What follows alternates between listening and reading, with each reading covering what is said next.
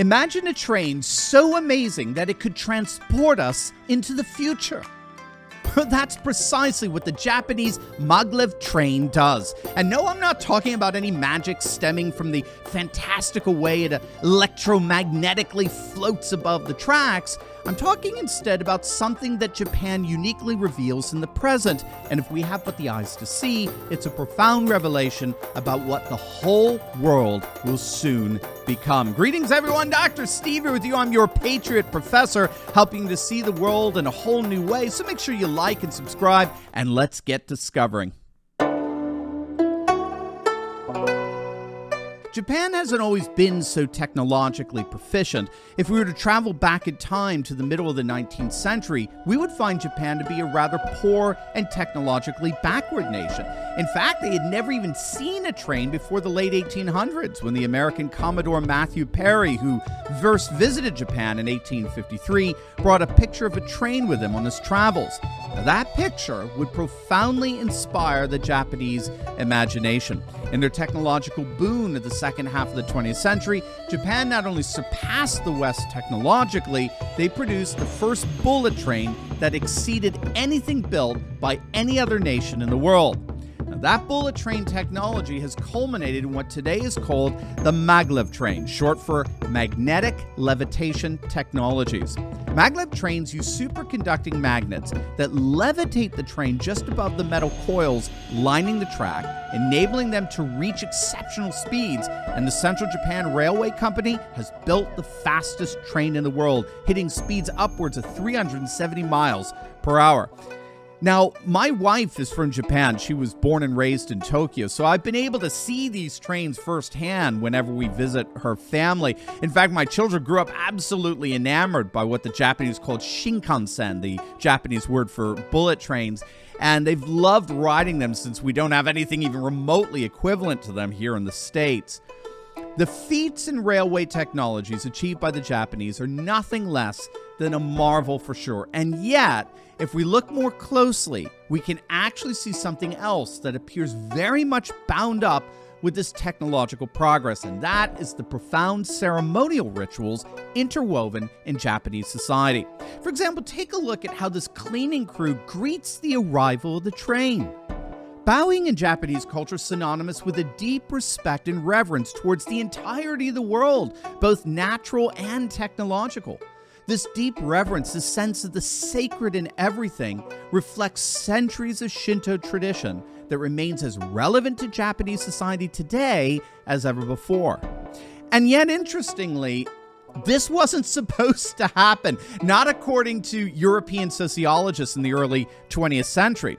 The vast majority of sociologists back then predicted that the coming century would actually become a future of unparalleled secularization, where religious ideas and practices would increasingly lose any social significance. So early 20th century sociologists predicted that the more technological and scientific a society becomes, the less religious it will be. So these sociologists, they basically operated from the assumption that historic religious explanations and interpretations were used by populations who were ignorant of the laws of nature revealed by scientific inquiry. Beginning with the work of Max Weber, Emil Durkheim, not to mention Karl Marx, what was known as the secularization thesis was the dominant view among sociologists for the majority of the 20th century, predicting a highly secularized future. Just one problem. As we stand at the end of the first quarter of the 21st century, replete with technological advances that go far beyond anything early modern minds could have imagined, nevertheless, we can actually see that religion today is more prevalent in our world than ever before. And nowhere are we seeing that persistent prevalence of historic religious expression more than in Japan. Today, Shinto priests can be seen blessing everything from cars to homes to, yes, train tracks all throughout the country. In fact, construction workers are said to refuse to begin work on any construction site that hasn't first been blessed by a Shinto priest.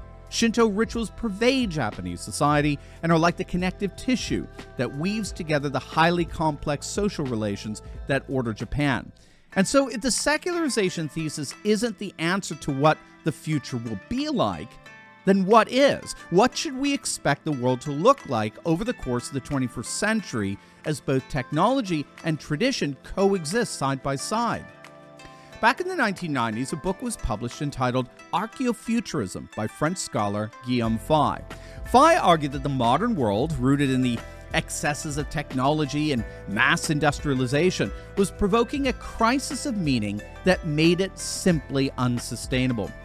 He theorized that as the myth of unending progress inevitably wanes, future populations will increasingly return to what he called their archae, or their ancient wisdom and virtue traditions that have sustained their identities as unique people groups for thousands of years.